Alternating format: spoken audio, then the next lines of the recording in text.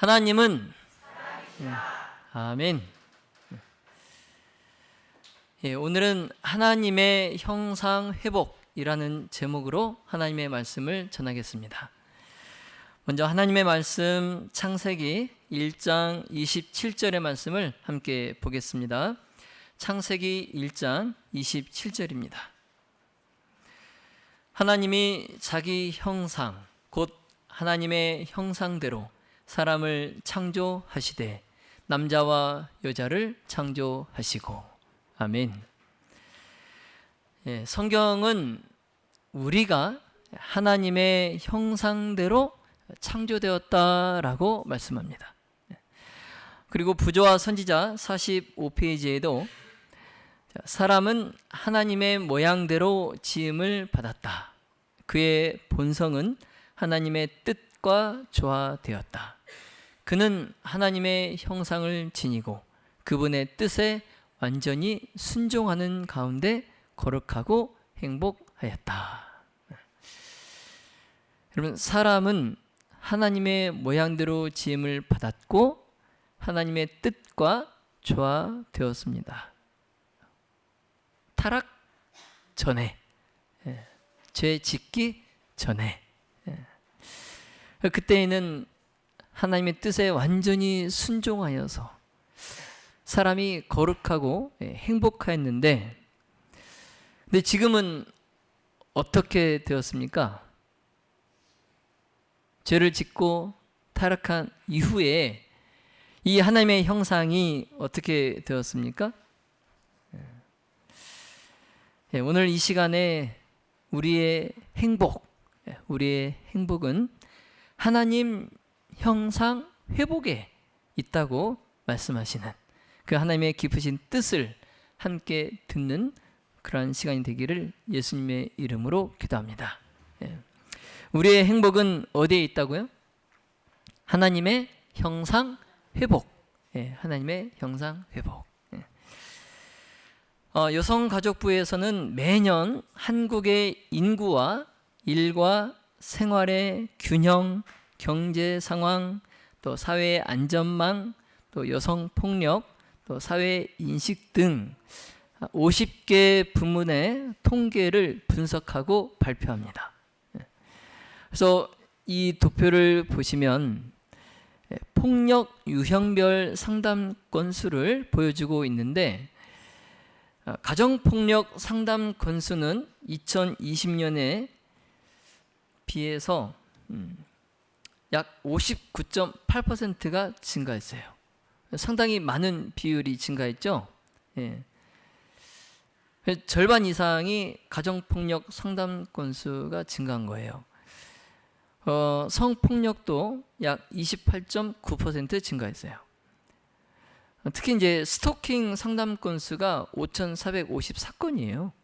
그래서 2020년에 비해서 이것도 2.4%가 증가한 것을 우리가 알 수 있습니다. 이와 같은 폭력과 학대의 문제에 대해서 이제 국가 차원에서 1999년부터 남녀 고용 평등법을 개정했어요. 그리고 성희롱 예방 교육을 의무화했습니다. 그래서 요즘은 뭐 어떤 직장이건 일터건 무조건 성희롱 예방 교육을 받게 돼 있어요. 이러한 노력들은 이제 폭력과 학대에 대해서 그동안 너무나 이제 수용적이었던 우리나라의 과거의 그 인식의 전환이 필요하다. 이러한 판단 하에 시민의 행동과 관계 그리고 조직 문화의 변화의 필요가 이제 시대에 맞춰서 강력하게 요구되었기 때문에 이러한 변화들이 생기게 된 겁니다. 그래서 하나님은 이런 슬픔과 고통이 우리에게서 없어지길 바라며 또 학대와 폭력에 대하여 국가가 추구하는 인식과 문화 그리고 조직의 변화를 넘어 이제 존재적 변화의 필요성을 성경을 통해서 말씀해 주십니다. 그래서 먼저 우리 교회에 제7일 안식일 예수 재림교회 기본 교리 7장 인간의 본질, 이 7장의 인간의 본질을 보시면 인간은 영과 혼과 육의 삼중적 통일체로 구성되어 있는 것을 알 수 있습니다. 그래서 육은 신체이고 혼은 본능과 감정과 욕구 그리고 생각이에요.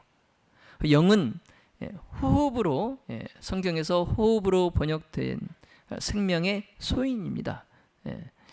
그래서 이 영과 혼과 육, 이 세 영역은 분리된 것이 아니라 삼중적 통일체예요.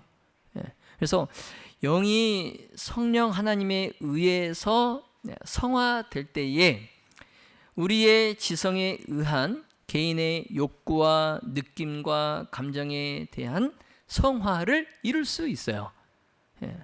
무엇이 하나님에 의해서 성화될 때에? 영, 우리의 영이 하나님에 의해서 성화될 때에 우리가 성화를 이룰 수 있다는 겁니다. 그러면서 부차적으로 육체적 건강과 행복한 삶을 추구할 수 있다는 거예요. 그러니까 뭐가 중요한 겁니까? 영의 성화가 중요한 거예요. 그러나 이제 영이 성령의 지도를 거부할 때, 성령의 인도하심을 따르지 않을 때, 그때는 인간의 마음에서 악한 생각과 또 살인과 또 간음과 또 음란과 또 도적질과 또 거짓 증거와 비방이 나와요. 영이 성령의 지도를 뭐할 때? 거부할 때, 성령의 지도를 받지 않으려고 할 때 이러한 온갖 제약이 인간의 마음에서 나와요. 그래서 성경은 말씀합니다.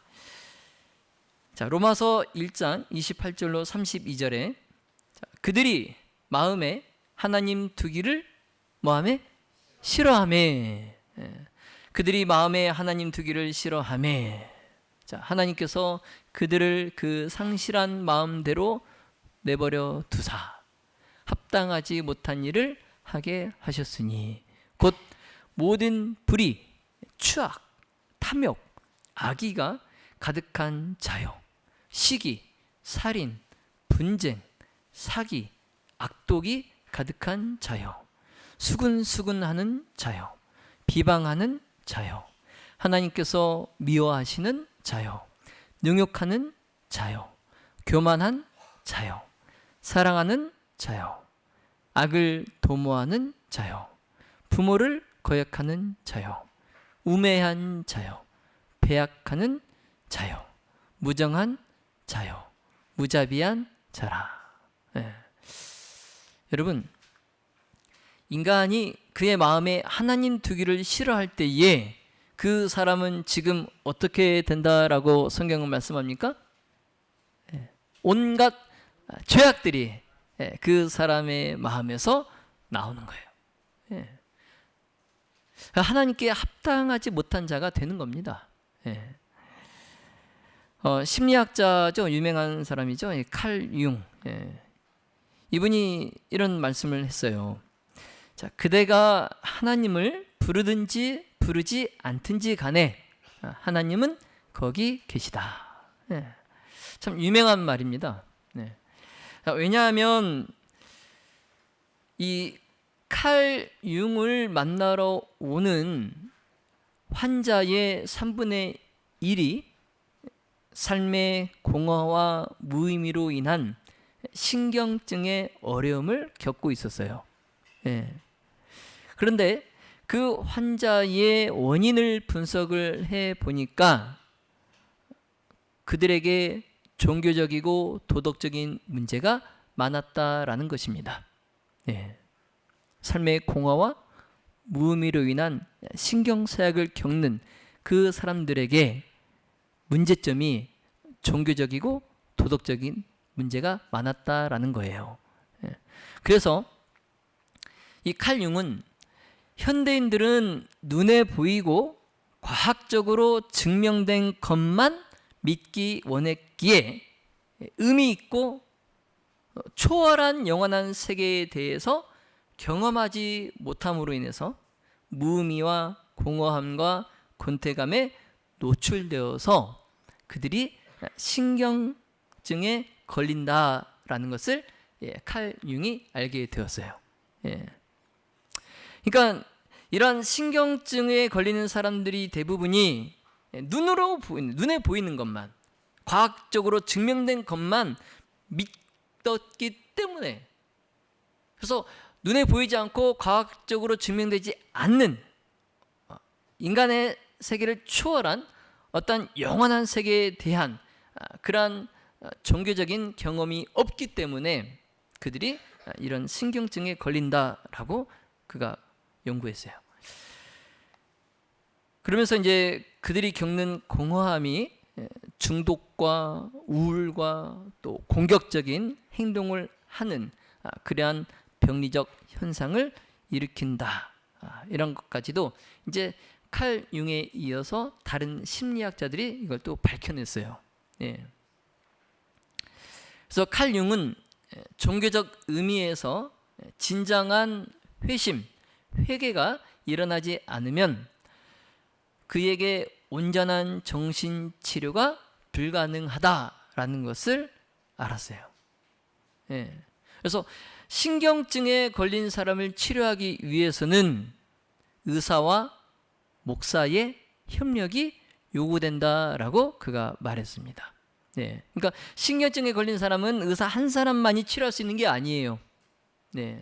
목사가 그 의사와 협력하여서 그가 경험하지 않은 영원한 세계에 대한 종교적 경험을 갖게 해줘야 그때 그가 마음속에 진정한 회심이 일어나서 그의 신경증이 치료가 된다는 거죠. 하나님은 이미 이걸 알고 계셨어요. 그래서 진정한 회개를 하지 않고 당신의 뜻에 조화되게 살지 않을 때, 그래서 자신의 권력과 권태감에 빠진 죄의 그 영향력이 얼마나 위험한지를 성경에서 다윗의 한 가정을 통해서 우리에게 보여주십니다. 사무엘하 11장에 보면 암몬과의 전쟁을 정결지은 다윗이 그 군대의 지휘권을 요압 장군에게 맡기고 예루살렘으로 돌아옵니다. 다윗 왕이 예루살렘에 돌아와요. 그래서 그 암몬과의 전쟁의 승리, 그리고 백성들에 대한 그에 대한 존경, 이런 것에 그가 둘러싸여서 예루살렘에서 안일한 또 방심하는 생활을 합니다. 다윗 왕이 약간은 이제 좀 긴장이 풀린 안일한 가운데에 그렇게 방심하는 생활을 하고 있다가 어느 날 저녁에 그 다윗이 왕궁의 옥상에서 무엇을 보냐면 한 아름다운 여인이 목욕하는 장면을 보게 돼요. 그때 그 다윗의 마음에 그가 음욕을 품습니다. 그러면서 자기 수하의 장군의 아내인 밧세바, 그 밧세바 여인을 불러서 다윗이 동침을 해요. 남의 아내를. 그래서 그 밧세바가 임신을 하게 됩니다.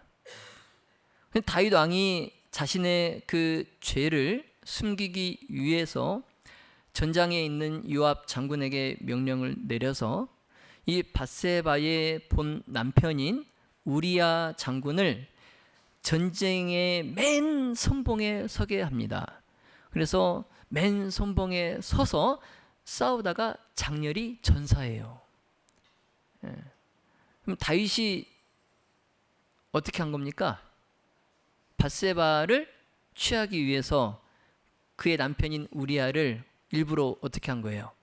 죽게 만든 거예요. 사지로 몰아서 죽게 만든 거예요.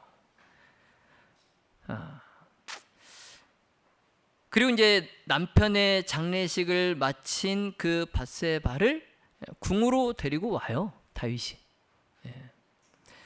자, 하나님께서는 이런 죄악이 이제 우리에게서 끝나기를 바라시고 다윗의 집에서 일어나는 이러한 죄의 세대 전술을 사무엘하 13장부터 18장까지 걸쳐서 우리에게 보여주십니다. 그러니까 다윗의 그 죄가 자기 대에서 끝나는 것이 아니에요. 그 자녀들에게 대를 이어서 그 죄가 계속 전수돼요. 이걸 지금 하나님께서 우리에게 보여주시는 거예요. 예. 자, 이번에는 다윗의 아들 암논, 암논이 그의 아름다운 여동생 다말을 좋아하게 돼요. 근데 이 다말은 암논과는 남매이지만은 배가 다른 남매예요. 배가 다른 남매. 이 이복 동생 다말을 좋아하는데 그래도 동생이니까 양심적으로 어찌하지 못하고 그냥 속앓이만 하고 있어요. 그때 이제 육촌 형제인 요나답이 와서 암논의 그 음욕의 마음을 부추겨요. 그래서 이복 동생인 다말을 겁탈하게 합니다.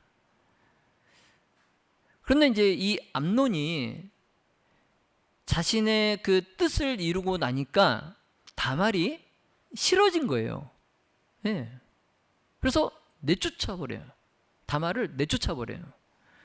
이제 집에 돌아와서 미친 듯이 괴로워하는 그 다말에게 그의 친오빠가 있었는데 압살롬이에요.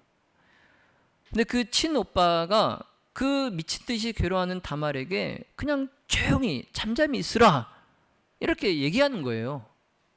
그리고 그 아버지인 다윗 왕도 다말이 당한 그 일로 이제 물론 크게 화가 났지만 뭐 아무런 해결도 하지 않았어요. 그냥 넘어갔어요. 왜냐하면 이제 가족이기 때문에 단호하게 법대로 할 수 없었고 또 무엇보다도 다윗이 과거에 그가 저질렀던 그 죄책감 때문에 자기도 그런 비슷한 일을 했잖아요. 그래서 자신의 그 죄책감 때문에 이런 일에 나서는 것이 망설여졌던 겁니다. 그리고 이제 2년이 지났어요. 2해가 지나서 하루는 이제 양의 털을 깎는 날에 이 압살롬, 그 다말의 친오빠 압살롬이 암논을 죽여요.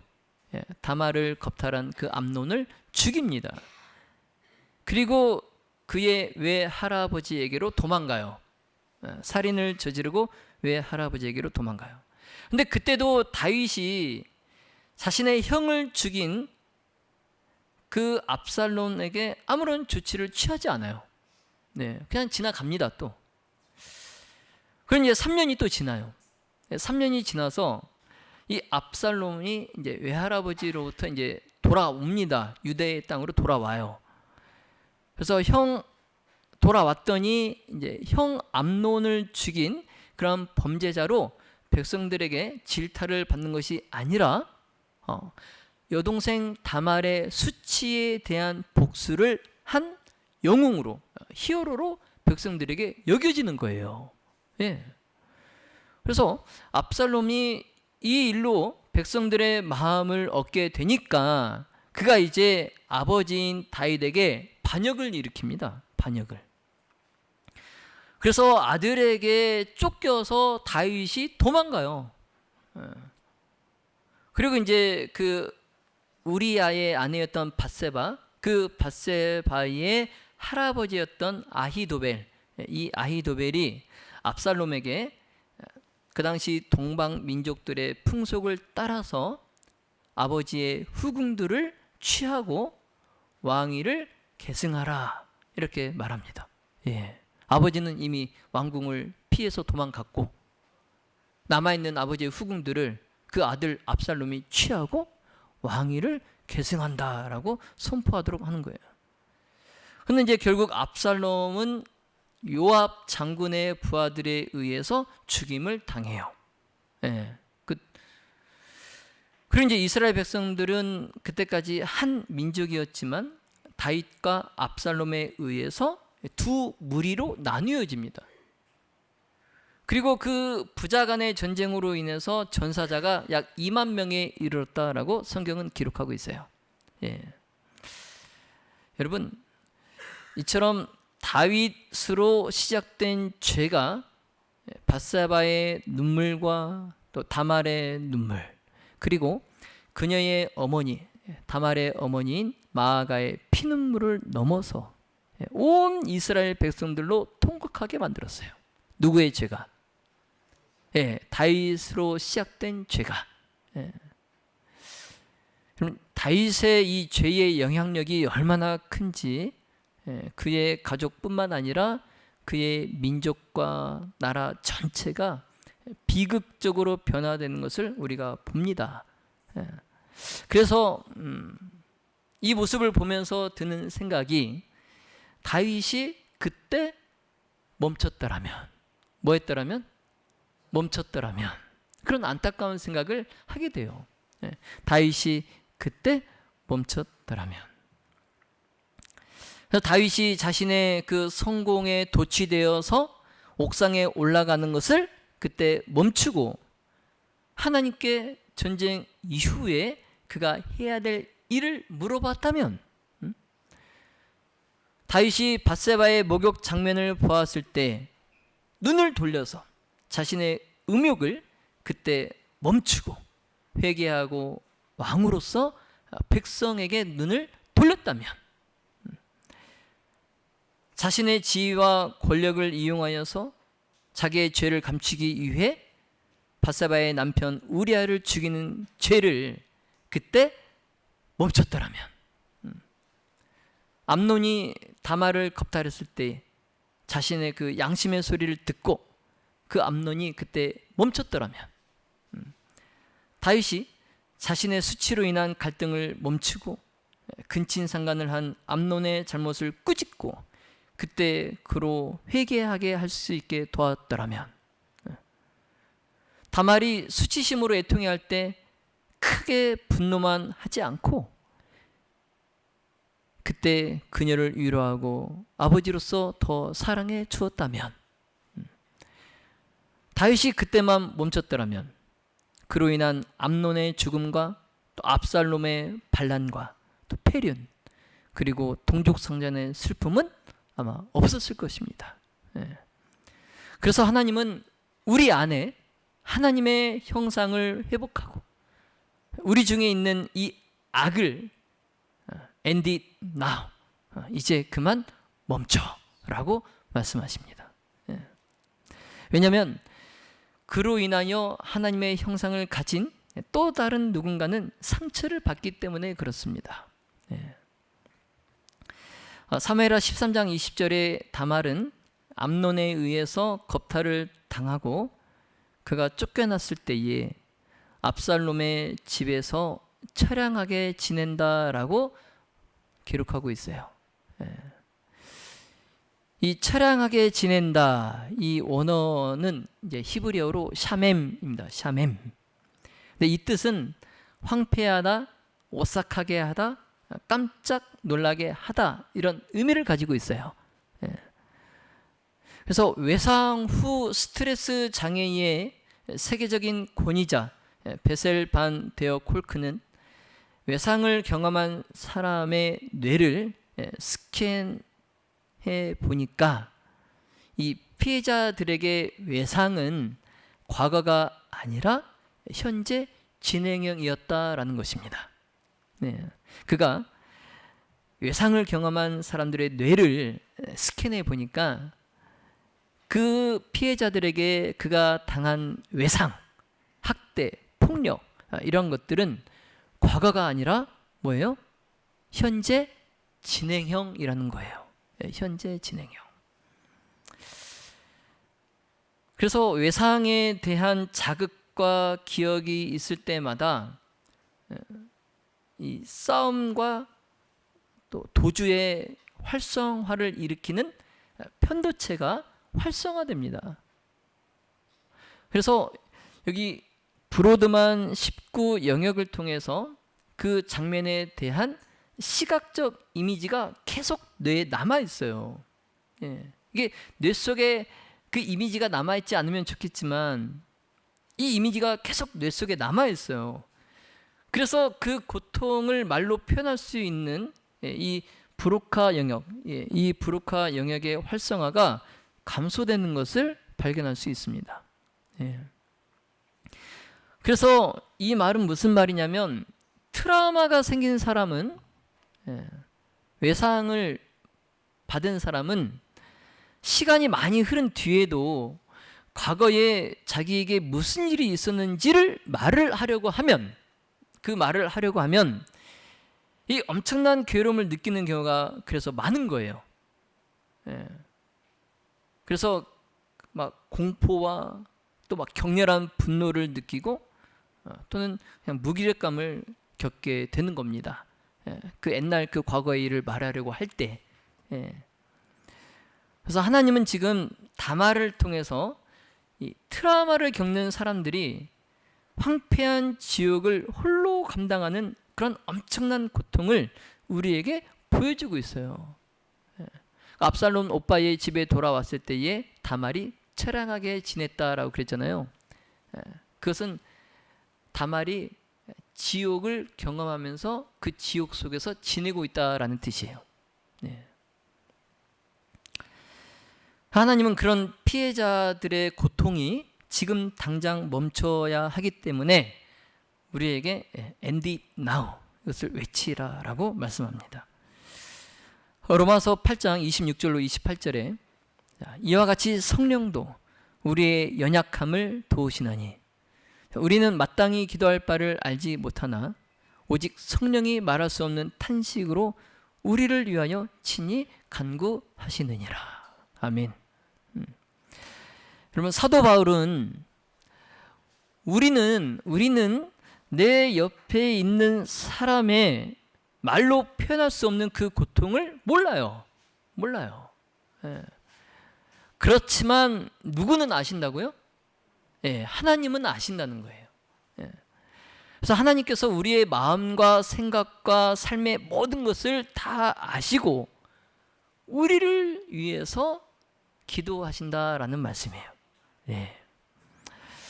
여러분, 피투성이가 돼도 살라.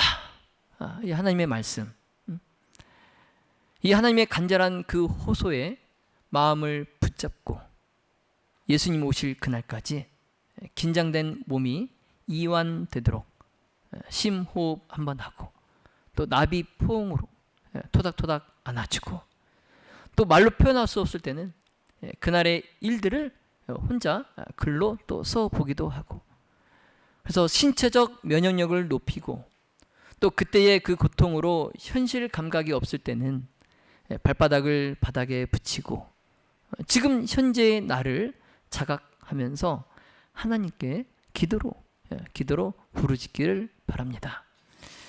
그리고 우리가 혼자가 아님을 기억하시길 바랍니다.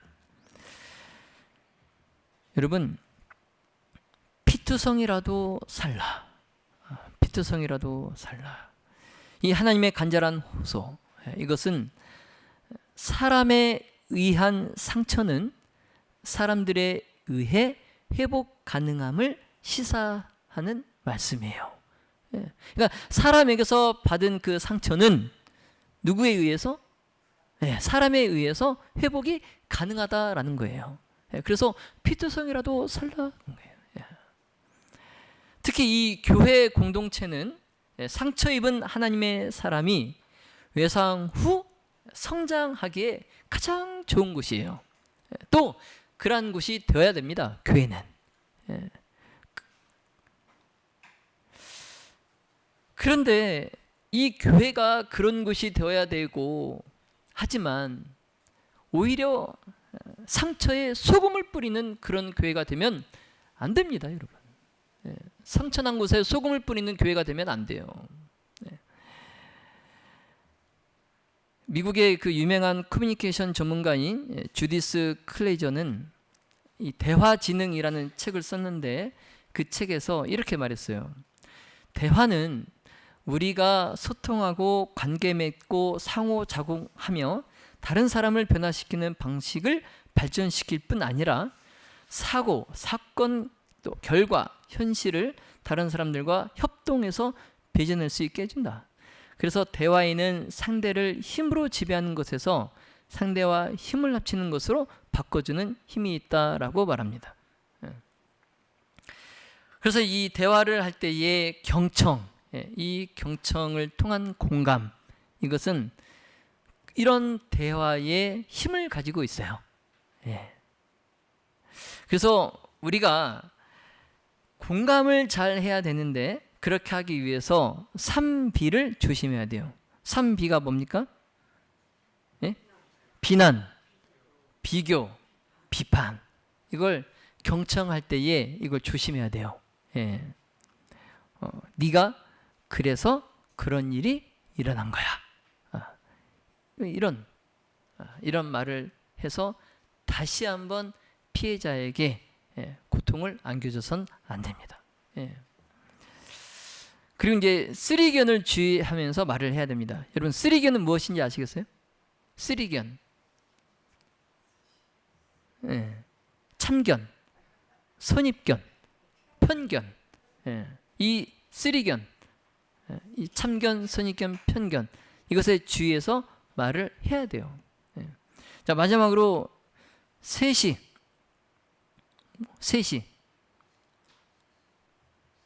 무시, 멸시, 등한시, 이 셋이로 벼랑 끝에 선 사람을 밀어버리는 실수를 하지 말아야 됩니다.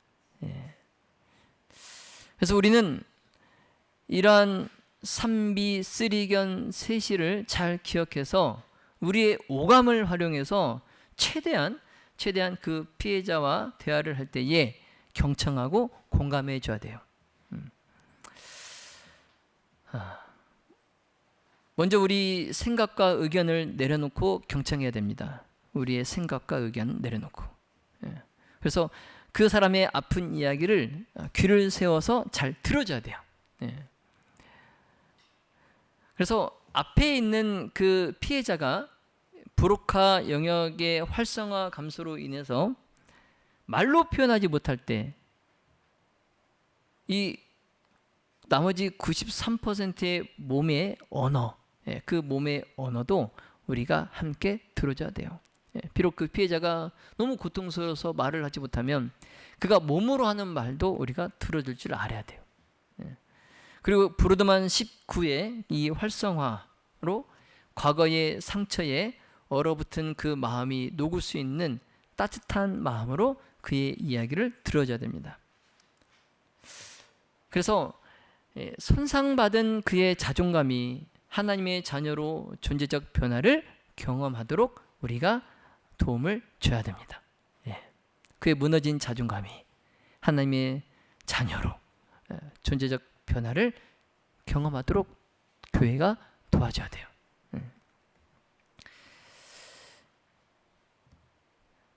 심리학자 하인즈 코엇은 종교는 전지전능하고 완벽한 존재인 신의 개념을 통해 인간 자신의 연약함과 좌절을 보완해 줄 이상화된 존재를 제공한다.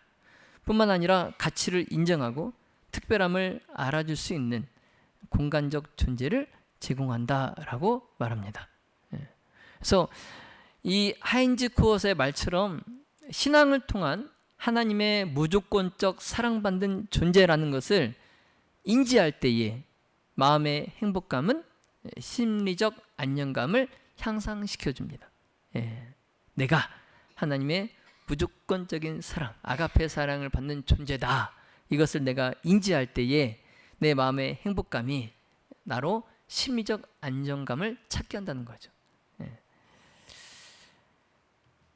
사무엘상 21장에 가뭄으로 3년 동안 고통을 받자 다윗이 하나님께 먼저 나아가서 간구하는 그의 영이, 다윗의 영이 하나님의 형상으로 회복된 모습이 나와요.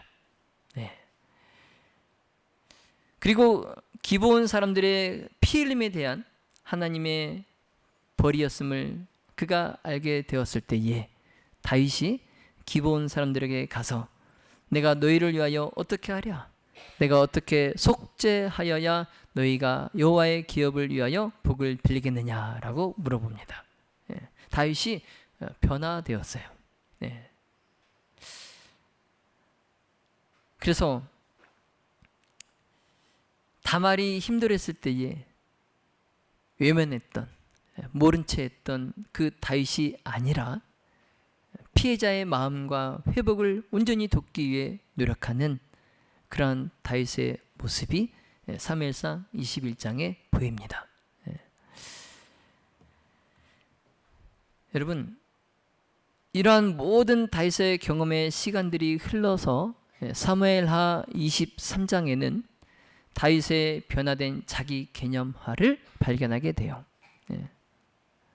그래서 하나님의 영의 회복 그 이전에는, 그가 하나님의 영을 회복하기 전에는 간음하는 자요 살인하는 자라는 자기 개념이 있었다면, 이제 그가 영으로 회복한 후에, 하나님의 영으로 회복한 후에 그는 하나님으로 인해 높이 세워진 자, 기름 부음을 받은 자, 노래 잘하는 자로 변화되어서 그러한 긍정적 자기 개념을 우리가 확인할 수 있습니다. 그래서 다윗이 전에는 불법을 행하는 자였다면 이제는 공의로 또 하나님을 경외하는 마음으로 백성들을 돌보는 선한 왕이 되었어요. 자, 이사야 61장 1절로 11절의 말씀을 보시면 영이 임한 후에 하나님의 형상에 상처 입은 자들의 존재적, 감정적 삶의 모습이 바뀐 것을 볼 수 있습니다. 그래서 그들 또한 상처의 사람이 아니라 의의 나무와 또 하나님의 영광을 나타낼 자, 또 여호와의 제사장, 그리고 하나님의 봉사자, 그리고 여호와께 복을 받은 자손, 이런 자기 개념화를 하는 것을 우리가 볼 수 있어요. 하나님의 영이 임한 후에. 그래서 갈라디아서 4장 19절에 하나님은 말씀하십니다. 나의 자녀들아, 너희 속에 그리스도의 형상이 이루기까지 다시 너희를 위하여 해산하는 수고를 하노니. 여러분, 하나님은 죄로 인해 하나님의 형상을 상실한 자들도 회복하시기 위해 노력하고 계십니다. 네. 하나님의 형상을 상실한 자들도 그들을 회복하시기 위해서 하나님께서 해산하는 수고를 하고 계십니다. 여러분, 아멘입니까? 아멘. 그 원치 않는 일들로 인해 고통을 겪는, 또 상처 입은 하나님의 형상을 가진 자들을 위해서 위로와 회복을 돕고자 하십니다. 그리고 하나님을 닮은 자들이 모인 이 교회 공동체가 이 일을 위하여 하나님의 손과 발이 되어서 당신과 함께 노력하기를 하나님께서 오늘 우리에게 부탁하고 계십니다. 자, 바라기는 하나님의 회복과 또 구원의 기쁜 소식이 전해지는 이 안식일에 하나님의 회복 사역이 우리 모든 가족 모두에게 이루어지길 예수님의 이름으로 축원하며 말씀을 마치겠습니다.